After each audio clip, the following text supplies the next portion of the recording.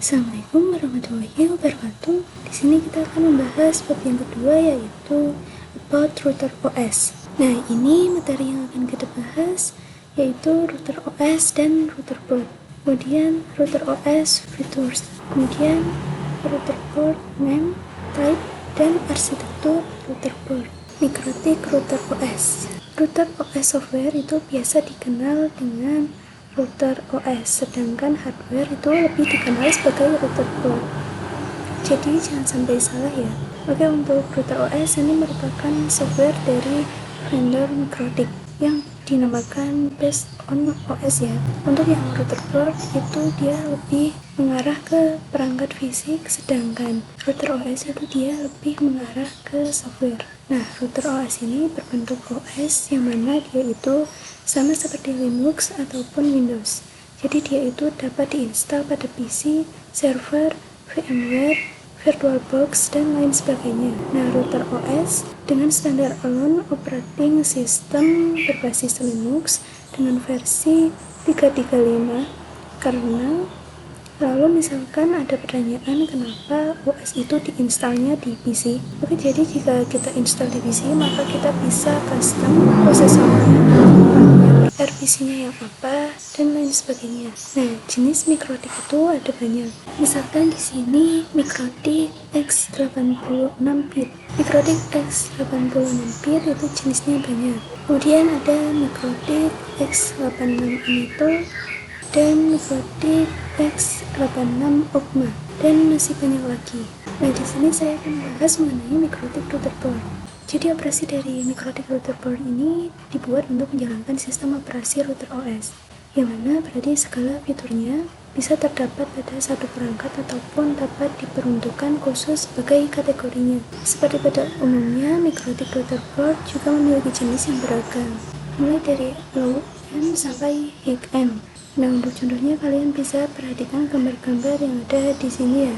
Selanjutnya adalah router OS features. Jadi saya akan membahas fitur-fitur yang ada di router OS.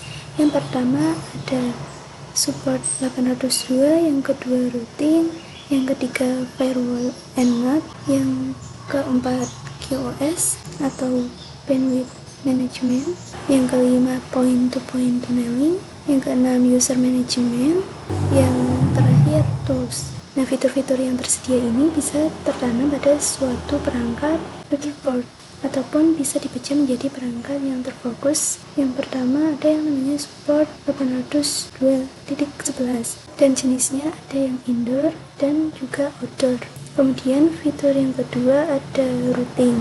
Nah, routing ini ada yang namanya static routing dan juga dynamic routing. Kemudian yang ketiga yaitu firewall dan NAT, yang mana keduanya ini adalah sebagai proteksi agar Mikrotik kita itu aman. Kemudian ini juga berfungsi agar klien yang memiliki IP private bisa mengakses IP public. Misalnya jika kita memiliki NAT, kita bisa mengakses serangan, memblok website, dan juga bisa untuk memblok website pada jam kerja. Kemudian yang keempat ada yang namanya QoS atau quality of service, atau biasanya adalah bandwidth management, yang mana Mikrotik ini nantinya bisa mengatur atau Mikrotik ini bisa diatur bandwidth manajemennya. Nah, yang kelima point to point atau semacam VPN. Contohnya bisa kita gunakan sebagai remote jarak jauh seperti PPPTP, PPPoE, SSTP, atau Open VPN. Kemudian yang keenam ada yang namanya user management seperti DHCP proxy, hotspot, radius, dan masih banyak lagi. Kemudian yang terakhir Mikrotik, yang mana ini juga bisa digunakan sebagai tools. Contohnya fitur ini bisa digunakan untuk mengetes bandwidth, torch mapping, MRTG, dan lain sebagainya. Oke, selanjutnya ada router port name.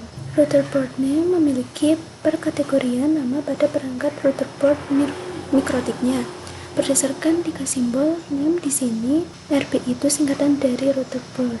Kemudian angka 7 merupakan seri atau kelas routernya. Lalu angka 5 ini adalah jumlah port internet yang tersedia pada router port. Dan angka 1 merupakan jumlah slot wirelessnya. Nah, yang kedua ada perkategorian nama berdasarkan word atau kata. Contohnya ada Omnitic, Groove, SXT, dan lain sebagainya.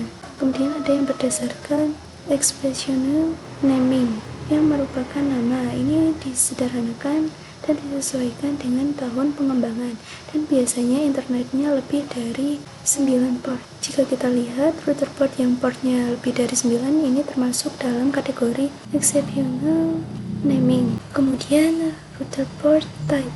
Nah, di sini saya contohkan sebagai nama router port tipe itu. Di sini ada RP952UI 5AC2ND. RP itu singkatan dari router port. Lalu angka 9 ini merupakan serinya. Selanjutnya angka 5 ini merupakan jumlah port internetnya, dan yang angka 2 ini merupakan jumlah port wirelessnya. Jika kalian menemukan ada nama UI atau yang lainnya, ini merupakan fitur-fitur router-portnya. Dan 5AC2ND ini merupakan, dan DC adalah jenis casingnya. Intinya kalian bisa melihat tipe router port seperti ini di belakang perangkat router portnya. Kemudian bisa kalian cocokkan sendiri dalam kode-kode yang ini. Nah, kemudian arsitektur router port. Arsitektur ini semacam fitur apa saja yang tersedia pada perangkat mikrotik.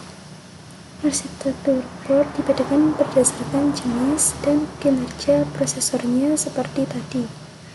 Jadi arsitektur port ini membedakan fitur-fitur yang tersedia atau tidaknya dalam router port.